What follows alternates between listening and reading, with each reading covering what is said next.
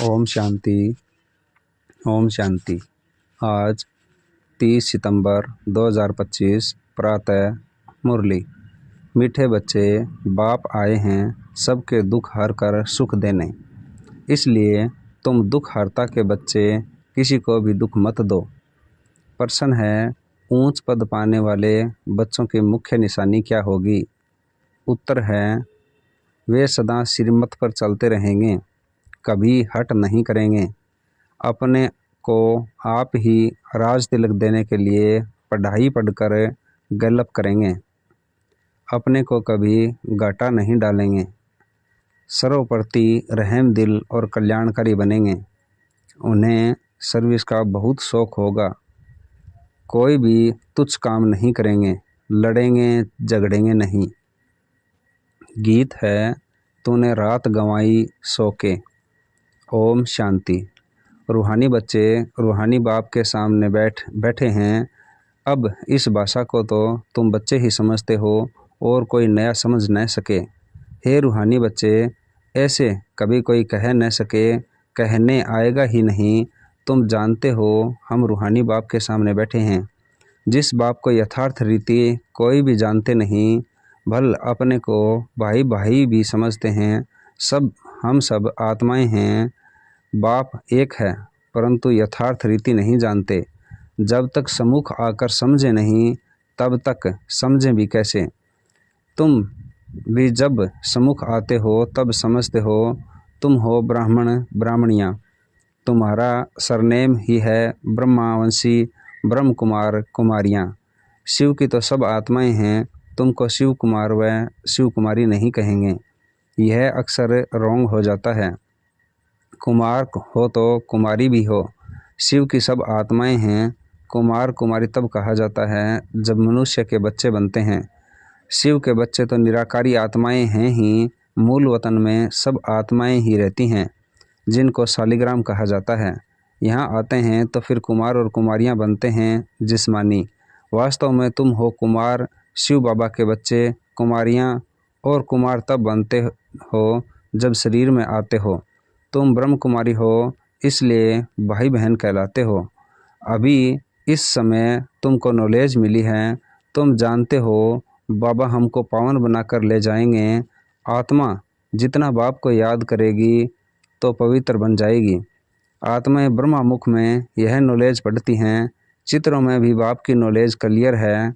शिव बाबा ही हमको पढ़ाते हैं, न श्री कृष्ण पढ़ा सकते, न श्री कृष्ण द्वारा बाप पढ़ा सकते हैं।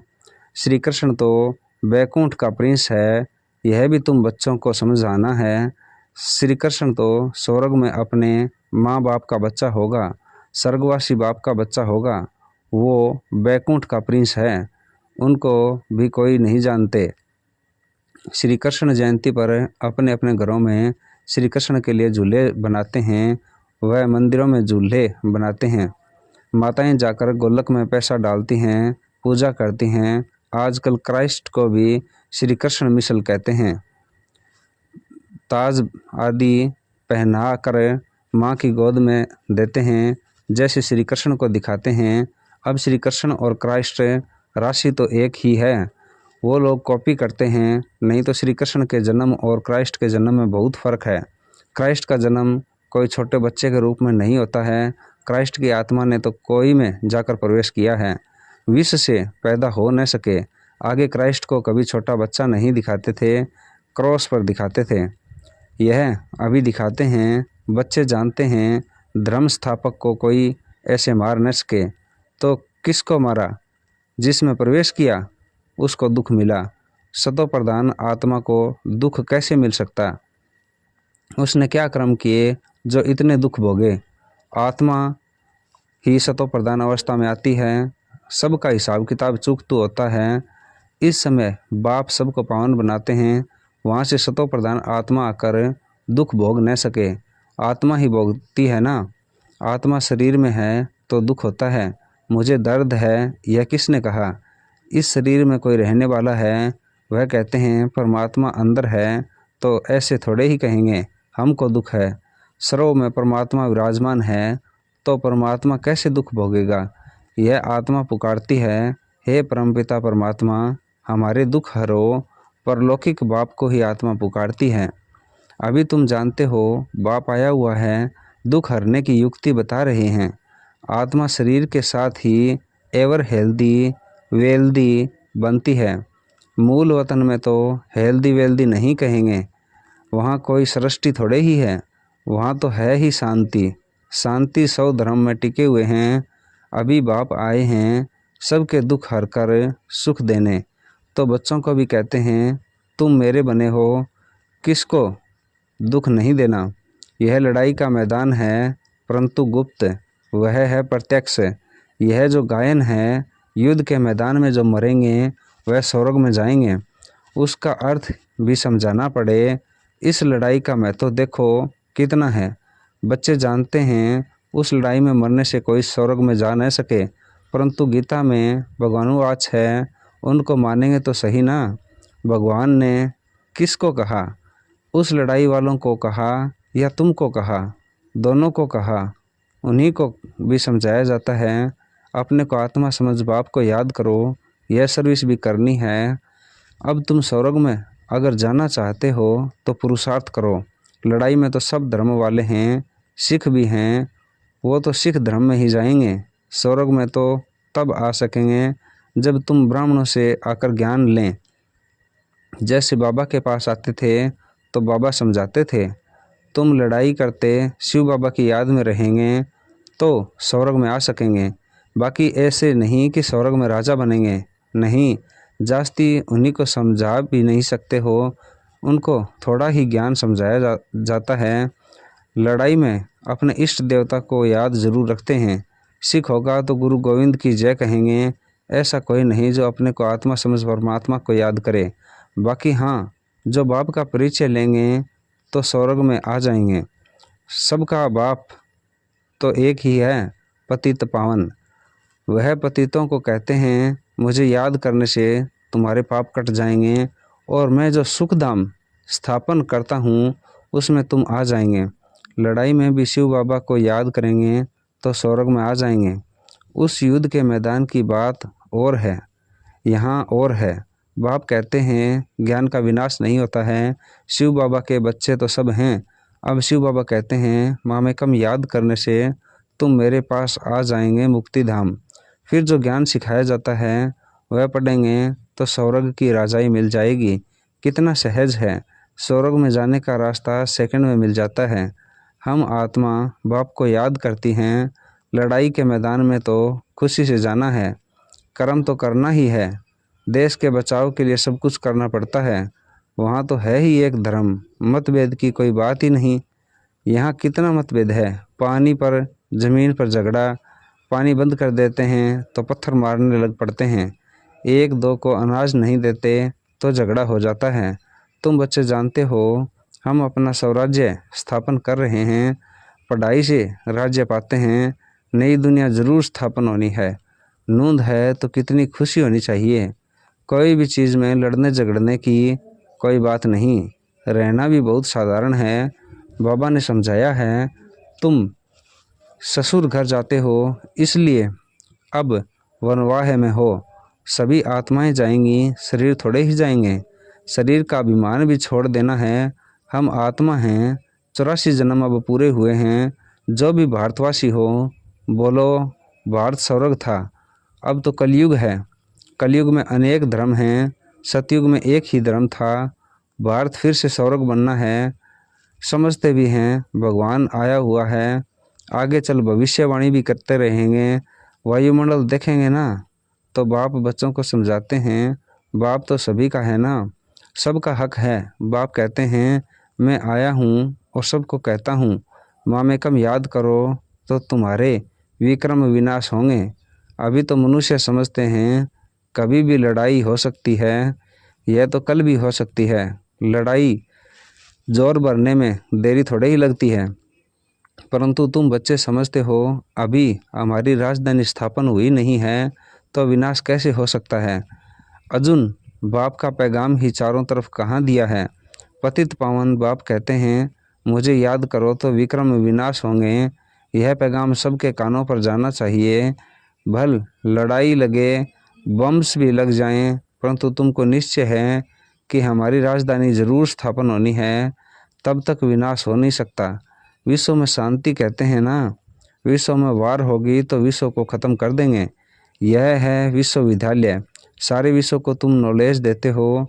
एक ही बाप आकर सारे विश्व को पलटाते हैं, परिवर्तन करते हैं। वो लोग तो कल्प की आयु ही लाखों वर्ष कह देते हैं। तुम जानते हो इनकी आयु पूरे 5000 वर्ष है। कहते हैं क्राइस्ट से 3000 वर्ष पहले हेवन था। इस्लामी, बौद्धी आदि सब का हिसाब किताब निकालते हैं, उनसे पहले दूसरे कोई का नाम है नहीं।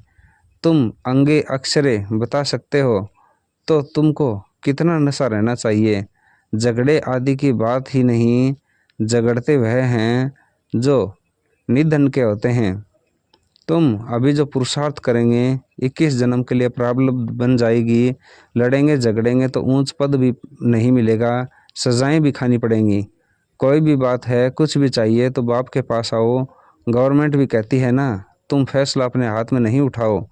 कोई कहते हैं हमको विलायत का बूट चाहिए, बाबा कहेंगे बच्चे अभी तो वनवाह में हो, वहाँ तुमको बहुत माल मिलेंगे। बाप तो राइट ही समझाएंगे ना कि यह बात ठीक नहीं है। यहाँ तुम यह आशा क्यों रखते हो? यहाँ तो बहुत सिंपल रहना चाहिए, नहीं तो देह अभिमान आ जाता है। इसमें अपनी नहीं चलानी होती है। बाबा जो कहें बीमारी आदि है, डॉक्टर आदि को भी बुलाते हैं। दवाई आदि से संभाल तो सबकी होती है, फिर भी हर बात में बाप बैठा है। श्रीमत तो श्रीमत है ना, निश्चय में विजय है। वो तो सब कुछ समझते हैं ना। बाप की राय पर चलने में ही कल्याण है, अपना भी कल्याण करना है। कोई को वर्थ पाउंड बना नहीं सकते तो वर्थ नॉट ए पेनी ठहरे ना। पाउंड बनने लायक नहीं। यहाँ वैल्यू नहीं तो वहाँ भी वैल्यू नहीं रहेगी। सर्विसेबल बच्चों को सर्विस का कितना शौक रहता है, चक्कर लगाते रहते हैं। सर्विस नहीं करते तो उनको रहम दिल कल्याणकारी कुछ भी नहीं कहेंगे। बाबा को याद नहीं करते तो तुच्छ काम करते रहेंगे, पद भी तुच्छ पाएंगे। ऐसे नहीं, हमारा तो शिव बाबा से योग है। यह तो है ही ब्रह्म कुमारी। शिव बाबा ब्रह्मा द्वारा ही ज्ञान दे सकते हैं। सिर्फ शिव बाबा को याद करेंगे तो मुरली कैसे सुनेंगे? फिर नतीजा क्या होगा? पढ़ेंगे नहीं तो पद क्या पाएंगे? यह भी जानते हैं सबकी तकदीर ऊंच नहीं बनती है। यहाँ भी तो नंबरवार पद होंगे। पवित्र तो सबको होना है। आत्मा पवित्र बनने बगैर शांति धाम जा नहीं सकती। बाप समझाते हैं, तुम सबको यह ज्ञान सुनाते चलो। कोई भल अभी नहीं भी सुनते हैं, आगे चलकर ज़रूर सुनेंगे। अभी कितने भी विघ्न तूफान जोर से आए, तुम्हें डरना नहीं है, क्योंकि नए धर्म की स्थापना होनी है ना। तुम गुप्त राजधानी स्थापन कर रहे हो। बाबा सर्विसेबल बच्चों को देखकर खुश होते हैं। तुम्हें अपने को आप ही राज तिलक देना है, श्रीमत पर चलना है। इसमें अपना हट चल न सके। मुफ्त अपने को घाटे में नहीं डालना चाहिए। बाप कहते हैं बच्चे सर्विसेबल और कल्याणकारी बनो। स्टूडेंट को टीचर कहेंगे ना। पढ़कर गैलप करो। तुमको 21 जन्मों के लिए स्वर्ग की स्कॉलरशिप मिलती है। डिनाइस्टी में जाना यही बड़ी स्कॉलरशिप है। अच्छा, मीठे मीठे सिकलिदे बच्चों प्रति माता पिता बाप दादा का याद प्यार और गुड मॉर्निंग। रूहानी बाप की रूहानी बच्चों को नमस्ते। धारणा के लिए मुख्य सार। संगम पर बहुत सिंपल साधारण रहना है, क्योंकि यह वनवाह में रहने का समय है। यहाँ कोई भी आस नहीं रखनी है। कभी अपने हाथ में लो नहीं लेना है। लड़ना झगड़ना नहीं है। विनाश के पहले नई राजधानी स्थापन करने के लिए सबको बाप का पैगाम देना है कि बाप कहते हैं मुझे याद करो तो विक्रम विनाश हो और तुम पावन बनो। वरदान है संतुष्टता की विशेषता द्वारा सेवा में सफलता मूर्त बनने वाले संतुष्ट मणि भव। सेवा का विशेष गुण संतुष्टता है। यदि नाम सेवा हो और स्वयं भी डिस्टर्ब हो व दूसरों को भी डिस्टर्ब करें तो ऐसी सेवा न करना अच्छा है। जहाँ स्वयं के प्रति वह संपर्क वालों से संतुष्ट नहीं। वह सेवा न स्वयं को फल की प्राप्ति कराती है न दूसरों को। इसलिए पहले एकांतवासी बन सब परिवर्तन द्वारा संतुष्ट मणि का वरदान प्राप्त कर फिर सेवा में आओ, तब सफलता मूर्त बनेंगे। स्लोगन है, विघ्नों रूपी पत्थर को तोड़ने में समय न गंवाकर उसे हाई जंप देकर पार करो। अव्यक्त इशारे हैं, अब लगन की अग्नि को प्रज्वलित कर योग को ज्वाला रूप बनाओ। ज्वाला स्वरूप याद के लिए मन और बुद्धि दोनों को एक तो पावरफुल ब्रेक चाहिए और मोड़ने की भी शक्ति चाहिए। इससे बुद्धि की शक्ति वह कोई भी एनर्जी वेस्ट ना होकर जमा होती जाएगी। जितनी जमा होगी उतना ही परखने की, निर्णय करने की शक्ति बढ़ेगी। इसके लिए अब संकल्पों का बिस्तर बंद करते चलो, अर्थात समेटने की शक्ति धारण करो। ओम शांति, ओम शांति।